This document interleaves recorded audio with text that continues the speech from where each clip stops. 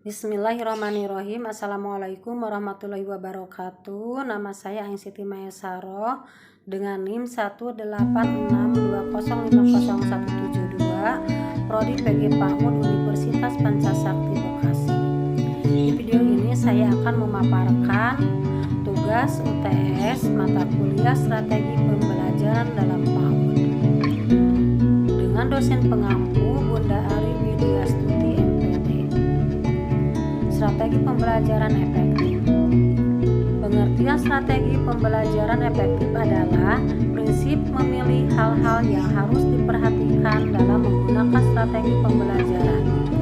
Prinsip umum menggunakan strategi pembelajaran adalah bahwa tidak semua strategi cocok digunakan untuk mencapai semua tujuan dan semua keadaan.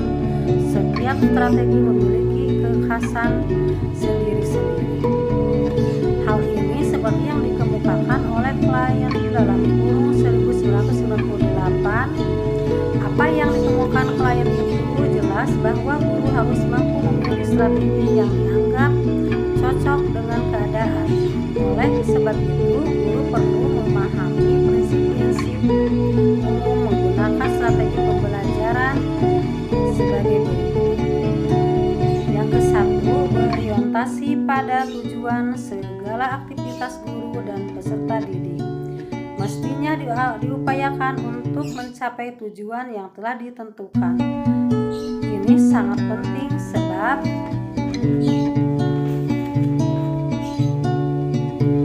mengajar adalah proses yang bertujuan, oleh karena keberhasilan suatu strategi pembelajaran dapat ditentukan dari keberhasilan peserta didik mencapai tujuan pembelajaran.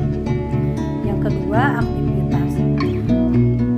Aktivitas belajar bukanlah menghafal sejumlah fakta atau informasi. Belajar adalah berbuat yang diharapkan. Karena itu, strategi pembelajaran harus dapat mendorong aktivitas peserta didik. Yang ketiga, individualitas. Mengajar adalah usaha mengembangkan setiap individu peserta didik, walaupun kita mengajar pada sekelompok peserta didik. Namun pada hakikatnya yang ingin kita capai adalah perubahan perilaku setiap peserta didik. Yang keempat, integritas. Mengajar harus dipandang sebagai usaha mengembangkan seluruh pribadi peserta didik. Mengajar bukan hanya mengembangkan kemampuan kognitif saja, tetapi juga meliputi aspek efektif dan psikomotorik. Prinsip khusus dalam mengelola pembelajaran sebagai berikut. Yang kelima, interaktif. Prinsip interaktif mengandung makna bahwa mengajar bukan hanya sekedar menyampaikan pengetahuan dari guru ke peserta didik, akan tetapi mengajar dianggap sebagai proses mengatur lingkungan yang dapat merangsang peserta didik untuk belajar.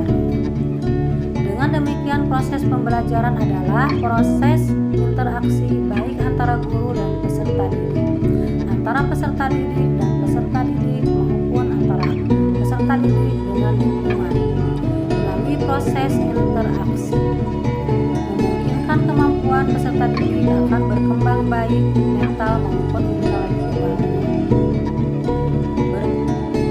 Yang keenam, inspiratif.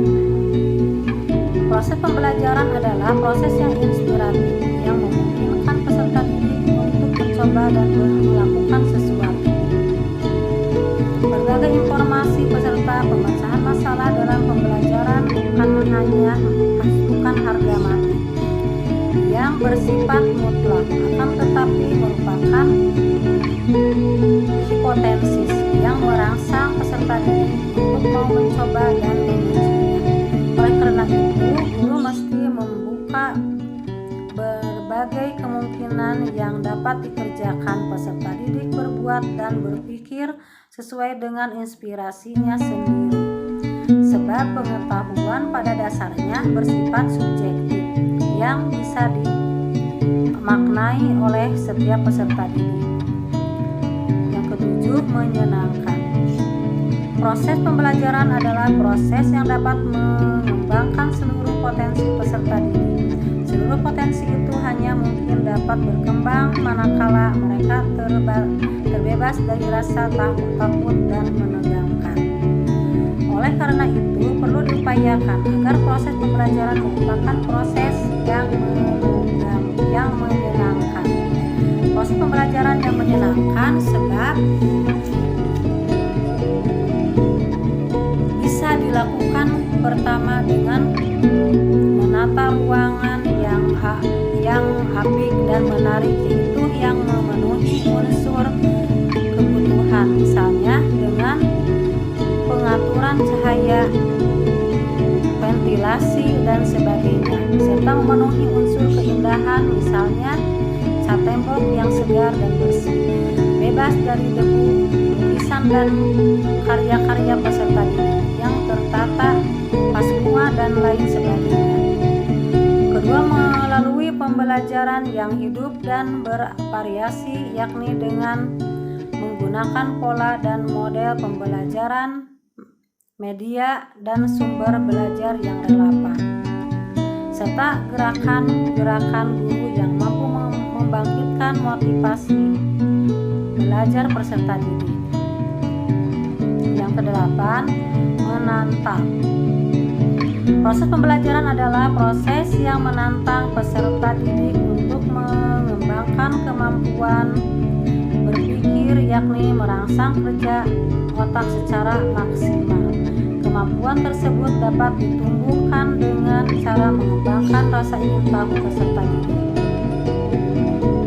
melalui kegiatan mencoba-coba berpikir secara intuitif atau bereksplorasi. Apapun yang diberikan dan dilakukan, guru harus dapat merangsang peserta didik untuk berpikir. Apabila guru akan memberikan informasi, hendaknya tidak memberikan informasi yang sudah menjadi yang siap dikonsumsi peserta didik, akan tetapi informasi yang mampu membangkitkan peserta didik untuk mengunyahnya, untuk memikirkannya sebelum ia mengambil kesimpulan.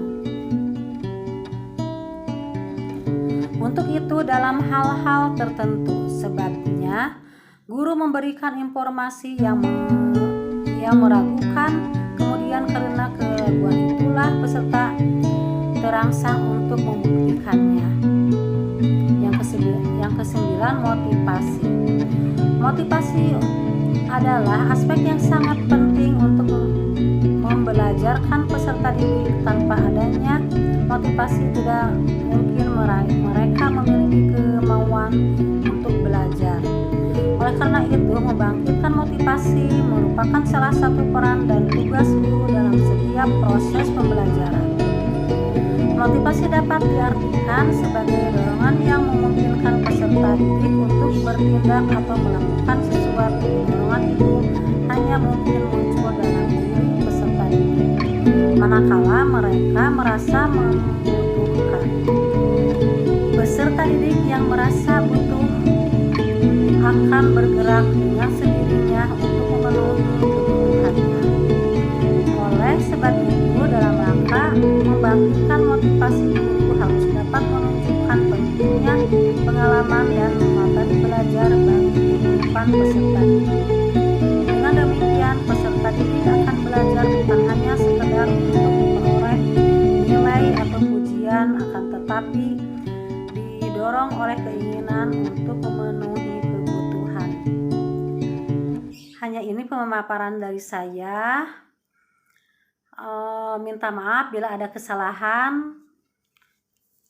Pemaparan dari saya hanya sekian. Wassalamualaikum warahmatullahi wabarakatuh.